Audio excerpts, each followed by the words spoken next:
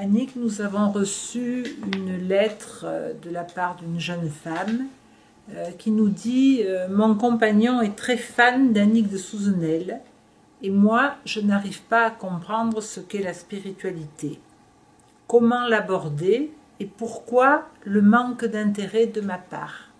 Alors c'est une question que j'ai retenue parce que c'est quelque chose qui me touche. Je le formule autrement, c'est-à-dire ma question à moi c'est pourquoi il y a des êtres qui sont travaillés du dedans depuis toujours, qui cherchent, qui veulent comprendre, et d'autres qui se contentent d'une vie plus paisible et très matérielle. Oui, moi je ne peux pas beaucoup répondre à cette question, c'est un très très grand mystère.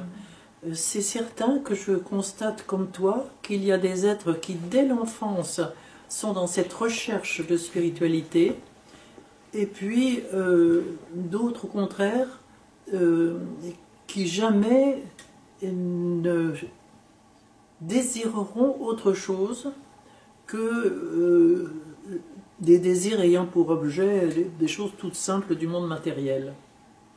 C'est vrai, ça existe. Je serais tentée de dire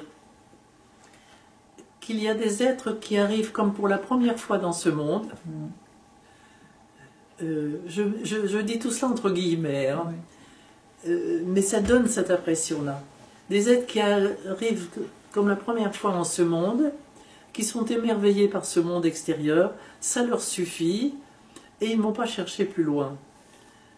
Et puis des êtres qui semblent avoir déjà goûté d'autres choses, et qui sont dans une espèce de palinodie de cette chose, et qui vont la rechercher, et d'autres pour lesquels c'est la soif absolue dès le départ. Comment répondre à cette question? Moi, j'en suis incapable. Je ne peux pas y répondre. C'est un très très profond mystère. Sans compter tout ce que nous sommes en train de découvrir, de redécouvrir, parce que les pères le savaient bien depuis très très longtemps, de tout ce travail transgénérationnel qui fait que l'enfant arrive avec un paquet vraiment de mémoire transgénérationnelle. Donc tout ça joue aussi très profondément. Donc dans tout ce fatras-là, je dirais, je ne sais pas si c'est la question essentielle. La question essentielle, j'ai envie de reprendre ce que dit le Christ dans les évangiles lorsque les apôtres demandent pourquoi cet homme est né aveugle, est-ce que c'est de la faute de ses parents, etc. Et le Christ va les conduire au contraire vers un but pour la plus grande gloire du Père.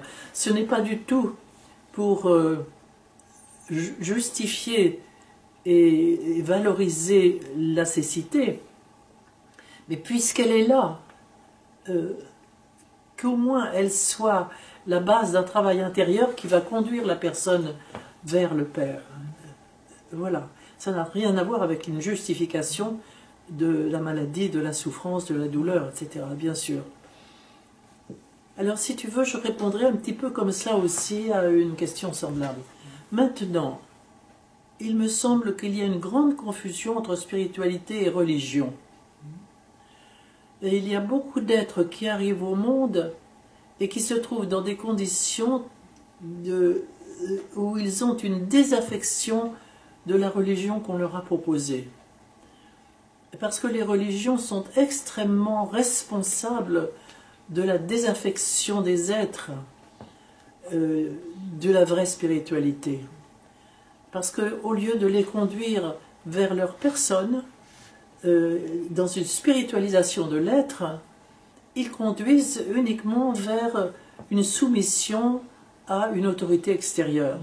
Et ça, c'est très grave, et c'est vraiment... J'ose pas prononcer le mot, mais c'est vraiment, vraiment très grave, très grave. Et c'est faux, c'est véritablement faux. Et là, les religions, et parle de toutes les religions, dans leur aspect extérieur, ont tout à se remettre en question par rapport à cela. Pour conduire les êtres vers eux-mêmes, les appeler à aller vers eux-mêmes. Je suis très frappée par la, la toute première émotion spirituelle de l'enfant. Et si cette perle n'est pas cueillie par les parents, elle va s'enfouir et peut-être pour toujours. Dans le meilleur des cas, elle va ressurgir un jour. Mais quelquefois, elle ne ressurgit pas. Mais il y a des perles qui sont dites par les enfants au départ. Et la dernière, elle est celle qui m'est donnée par une amie dont le petit-fils de 3 ans dit à ses parents l'autre jour la chose suivante. J'espère être fidèle dans ce que je vais dire. L'enfant dit à ses parents, « Je veux vous parler de mon cœur profond. » Ah bon, disent les parents. Voilà, il est comme un grand étang, et au-dessus de l'étang, il y a une grosse bête. Mais la grosse bête, elle est gardienne de tous les trésors qu'il y a dans l'étang. Et à l'intérieur de l'étang, il y a des pierres précieuses et des diamants. Et ça, c'est mon amour et c'est ma bonté. Oh. Voilà ce que dit cet enfant de 3 ans. Ouais. Si les parents ne cueillent pas cette perle, tout ça va s'enfouir. Il ne va rester que la bête monstrueuse au-dessus de l'étang. Et les perles précieuses en bas ne vont plus être cultivées. Tu vois. Voilà. Et je donne cet exemple parce que c'est un des derniers que j'ai reçu, mais j'en ai combien comme ça? De perles précieuses comme celle-là. Et je ne crois pas que ces êtres qui disent qu'ils n'ont pas du tout d'intérêt pour la spiritualité n'aient pas eu dans leur enfance une mémoire de quelque chose comme ça. En vous disant cela, je pense tout à coup à celui que j'ai beaucoup aimé parce que je lui dois beaucoup, c'est le Graf Durkheim. Et quand on allait voir le Graf Durkheim pour une thérapie, il nous disait... Souviens-toi de quelque chose de très important dans ton enfance. Est-ce qu'il n'y a pas eu un événement dans ton enfance qui t'a marqué, qui a été, qui est justement de l'ordre de la beauté? Souviens-toi, souviens-toi. Et il nous invitait vraiment à aller chercher dans la mémoire quelque chose de très important pour faire ressurgir cette perle. Et cette femme qui pose cette question en disant « Moi, je ne suis pas... je suis certaine que si elle recherche dans son enfance et sa petite enfance, elle pourra retrouver quelque chose d'aussi précieux, tu vois. Et puis encore une fois, je l'invite à ne pas confondre spiritualité et religiosité. La religiosité reste quelque chose de très extérieur. Je ne dis pas que ça soit faux, je ne dis pas, malheureusement les hommes en font quelque chose de faux, ça c'est autre chose, mais ça pourrait être très vrai, très authentique, et comme initiateur justement de la vraie spiritualité. Malheureusement, ça n'est pas ça. On enferme, la plupart des religions enferment dans une religiosité pour pouvoir garder le pouvoir sur la personne. C'est ça, je dirais, le côté vraiment diabolique de la chose. J'ose le dire, vraiment le côté diabolique de la chose. Mais sans cela, si vraiment le vrai religieux invite l'être à aller vers lui-même dans son être profond, il va cueillir ses perles. Voilà. En sous-question, ce que j'entends là, c'est que son compagnon évolue d'une certaine façon, puisqu'il lit tes livres, ça lui donne des réponses, ça l'enchante, tout ça, et elle est en décalage avec lui. Et c'est une vraie problématique quand on évolue, on va dire spirituellement, pour dire vite, parce que le mot est peut-être pas tout à fait juste, mais que les couples n'évoluent pas à la même vitesse, quoi, c'est difficile. Si elle pose la question, c'est que déjà elle est dedans. Alléluia. Et puis je vais te dire, je crois que les gens bien souvent sont dans cette recherche sans le savoir, mais ils ne veulent pas trop se l'avouer.